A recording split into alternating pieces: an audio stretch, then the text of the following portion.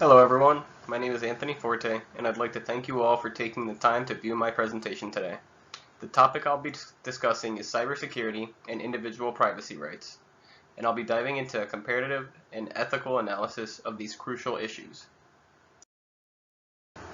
I'm excited to share my thoughts on the challenges faced by governments and individuals in the digital age, particularly in the realm of cybersecurity and privacy rights. We will dive into different perspectives on this complex issue, assess the implications, and explore the ethical concerns arising from the delicate balance between the government responsibilities and individuals' rights. As technology evolves and becomes increasingly more integrated into our daily lives, cybersecurity threats have grown more sophisticated and dangerous. These threats not only target governments, but also businesses and regular individuals like you and me. This highlights the need for a thorough understanding of the issues and potential solutions to maintain security while respecting individuals' privacy rights. As we will see, efforts to improve security and protection by the government can lead to controversies dealing with the privacy of individuals. As technology has rapidly evolved, governments around the world have been tasked with preventing cyber attacks and finding ways to detect potential threats.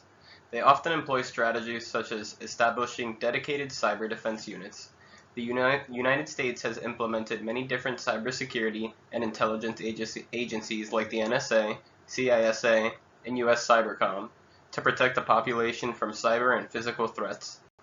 Other measures like engaging in public-private partnerships and signing international cybersecurity agreements have also been common ways for governments to improve security for both the government and the individuals. On the other hand, privacy rights are crucial for maintaining a free and democratic society. However, preserving these rights in the digital age presents numerous challenges. With the growing need for data collection and surveillance, many individuals are left wondering about the extent to which the government should be allowed to gather information. Emerging technologies like facial recognition have sparked concerns over potential privacy infringements, underscoring the need to strike a balance between security benefits and privacy risks. Numerous studies have revealed issues with these technologies, particularly with the facial recognition software. Many of these systems exhibit significantly higher error rates when identifying women and people of color. This bias in facial recognition technology not only raises privacy concerns, but also brings up questions of fairness and accuracy. Such biases can lead to misidentifications and be potentially harmful to individuals. Now, I'd like to show you a brief clip from Glenn Greenwald discussing why privacy matters. Important of which is that when you say somebody who's doing bad things, you probably mean things like plotting a terrorist attack or engaging in violent criminality, a much narrower conception of what people who wield power mean when they say doing bad things. For them, doing bad things typically means doing something that poses meaningful challenges to the exercise of our own power. The other really destructive and I think even more insidious lesson that comes from accepting this mindset is there's an implicit bargain that people who accept this mindset have accepted. And that bargain is this: if you're willing to render yourself sufficiently harmless, sufficiently unthreatening to those who wield political power, then and only then can you be free of the dangers of surveillance. It's only those who are dissidents, who challenge power, who have something to worry about.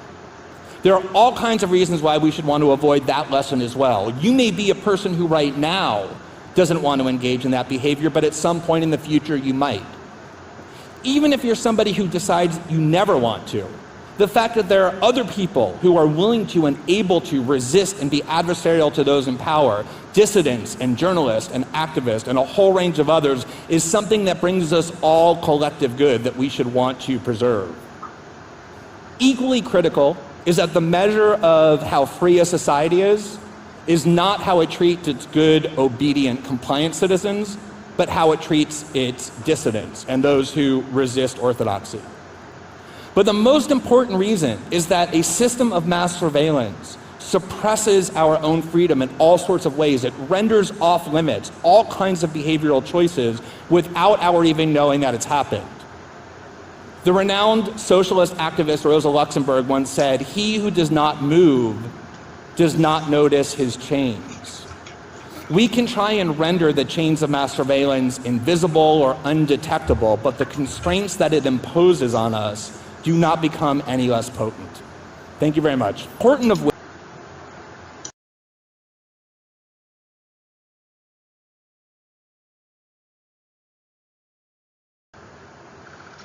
A comparison of the United States and the European Union showcases the diverse strategies and regulations for addressing cybersecurity threats and preserving individual privacy rights. The U.S. relies on legislation like the Patriot Act, which expanded government surveillance powers, but also faced criticism for potentially infringing on privacy rights. In contrast, the European Union implemented the Comprehensive General Data Protection Regulation, also known as the GDPR. This prioritized individual privacy rights and imposes strict regulations on organizations that process personal data. This highlights the difference between different priorities and methods used by the US and the EU in tackling the complexities of cybersecurity and privacy rights. Now, I'd like to take some time to discuss the ethical theory of utilitarianism. Utilitarianism is an ethical theory that emphasizes maximizing overall happiness or utility, often by pursuing the greatest good for the largest number of people. This theory can be employed to analyze the delicate balance between government surveillance and data collection measures, which aim to protect national security and the preservation of individual privacies and freedoms, which are vital for maintaining a democratic society. Examining the arguments supporting government surveillance and data collection reveals that these practices can provide numerous advantages for both the government and its citizens. Key benefits encompass the detection and prevention of terrorist attacks and stopping cybercrimes such as hacking and identity theft, and the maintenance of social order. Overall, these measures can significantly enhance national security and improve public safety for the general population. On the other hand, utilitarianism may justify actions that infringe on individual rights and freedoms. Critics argue that widespread surveillance can lead to a loss of privacy and autonomy, stifle personal freedoms, and discourage dissent, and foster a climate of fear and self-censorship.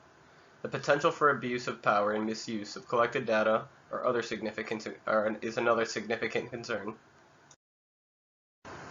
To balance security needs and individual rights, potential solutions include ensuring proper checks and balances, such as judicial oversight and independent watchdog agencies, to prevent government overreach and surveillance practices. Governments may also be transparent and accountable for their surveillance and data collection practices.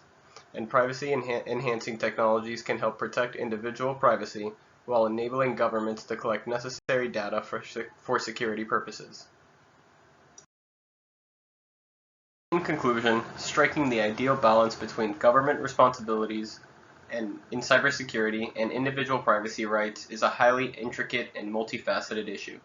It's essential for governments, organizations, and individuals to participate in continuous conversations to determine the most effective path forward in addressing both concerns in this ongoing debate. Thank you so much for your attention, and I welcome any questions or insights that you might all have. Thank you.